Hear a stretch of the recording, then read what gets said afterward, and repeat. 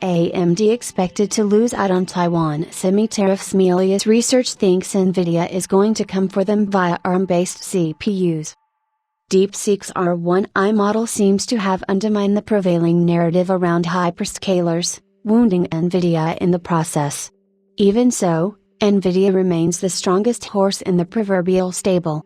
As evidence, look no further than AMD, which has just received another downgrade, and that too on a vector wholly unrelated to the ongoing DeepSeek-related saga. To wit, Melius research analyst Ben Reitzes has now downgraded AMD to a hold rating, while conceding that he should have done so 10 months ago. Reitzes then points out that his AMD downgrade is wholly unrelated to the DeepSeek saga or the likely disappointing 2025 sales numbers for the MI300 GPU. Believe it or not, it's not due to DeepSeek.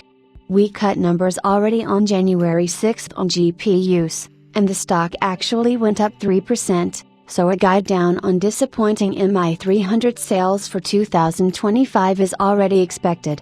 Instead, Reitzes asserts that Melius is now more cautious on x86 server and PC over the long term for AMD, based on the conviction that NVIDIA is going to increasingly come for them in both markets, CPU and GPU, with their ARM-based CPUs that are optimized for accelerated PCs.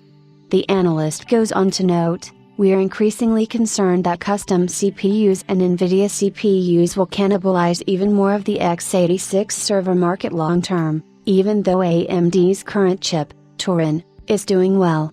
Accordingly, Melius Research has reduced its target for AMD shares from $160 to $129, implying an upside potential of 12% relative to the stock's current pre-market price of $115.25.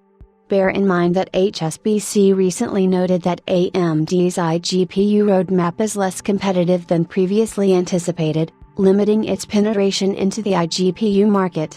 Also, Wolf Research noted in December 2024 that AMD won't be in a position to guide for CY25, which will in itself drive concerns. Meanwhile, President Trump has now announced his intention to place tariffs on all semiconductors and pharmaceutical products from Taiwan.